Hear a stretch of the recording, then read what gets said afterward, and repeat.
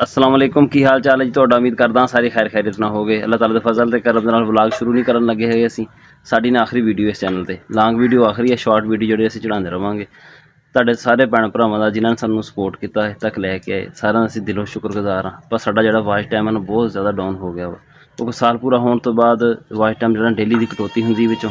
ਸਾਡੇ ਕੋਲ ਨਹੀਂ ਪੂਰਾ ਹੋ ਰਿਹਾ ਹੈਗਾ ਵੈਸੇ ਚੈਨਲ ਜਿਹੜਾ ਨਾ 3350 ਘੰਟੇ ਤੇ ਪਹੁੰਚਿਆ ਹੈ ਪਰ ਜਿਹੜੇ ਸ਼ੋਅ ਹੁੰਦੇ ਪਏ ਉਹ ਤਕਰੀਬਨ 1700 ਘੰਟੇ ਸ਼ੋਅ ਹੁੰਦੇ ਪਏ ਆ ਬਾਕੀ ਡੇਲੀ ਦੇ ਹਿਸਾਬ ਨਾਲ ਕਟੌਤੀ ਜਿਹੜੀ ਨਾ ਹਜੇ ਵੀ ਜਾਰੀ ਹੈ ਹਾਲਾਂਕਿ 6-7 ਘੰਟੇ ਨਾ ਡੇਲੀ ਦੇ ਕੋਈ ਵਿੱਚ ਐਡ ਹੀ ਹੁੰਦੇ ਆ ਪਰ ਫਿਰ ਵੀ ਜਿਹੜਾ ਨਾ ਕਟੌਤੀ ਜ਼ਿਆਦਾ ਵਾ ਤੇ ਚੈਨਲ ਜਿਹੜੇ ਘੰਟੇ ਐਡ ਹੁੰਦੇ ਨੇ ਉਹ ਥੋੜ੍ਹੇ ਆ ਜ਼ੋਰ ਅਸੀਂ ਬੜਾ ਲਾਇਆ ਵੀ ਸਾਡਾ ਚੈਨਲ ਚੱਲ ਜਾਵੇ ਪਰ ਨਹੀਂ ਚੱਲਿਆ ਆਖਰੀ 100 ਦਿਨ ਤੇ ਅਸੀਂ ਬਿਲਕੁਲ ਨਾਗਾ ਕੀਤੇ ਬਗੈਰ ਕੋਈ ਵੀ ਨਾ ਵੀਡੀਓ ਚੜਾਈ ਵੀ ਕਿਸੇ ਤਰ੍ਹਾਂ ਨਾਲ ਵਾਚ ਟਾਈਮ ਜਿਹੜਾ ਨਾ ਮੁਕੰਮਲ ਹੋ ਜਾਏ ਸਬਸਕ੍ਰਾਈਬਰ ਸਾਡੇ ਪੂਰੇ ਸੀਗੇ ਪਰ ਵਾਚ ਟਾਈਮ ਜਿਹੜਾ ਨਾ ਉਹ ਘੱਟ ਸੀਗਾ ਪਰ ਕੋਈ ਵੀ ਸਾਡਾ ਵਲੌਗ ਜਿਹੜਾ ਨਾ ਸਹੀ ਪਰਫਾਰਮ ਨਹੀਂ ਕਰ ਸਕਿਆ ਹੈਗਾ ਇੱਕ ਗਿਆ ਸੀ ਤਕਰੀਬਨ 400 450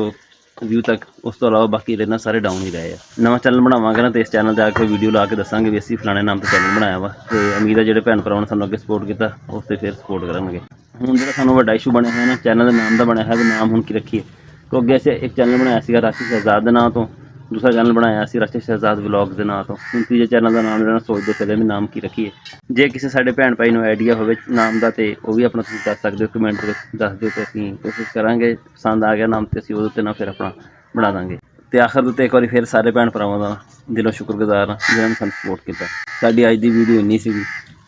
ਉਮੀਦ ਹੈ ਤੁਹਾਨੂੰ ਪਸੰਦ ਆਈ ਹੋਵੇਗੀ ਕੋਈ ਗਿਲਾ ਸ਼ਿਕਵਾ ਹੋਵੇ ਤੇ ਭਾਈ ਮਾफ़ ਕਰ ਦਿਓ ਅੱਲਾ ਹਾਫਿਜ਼।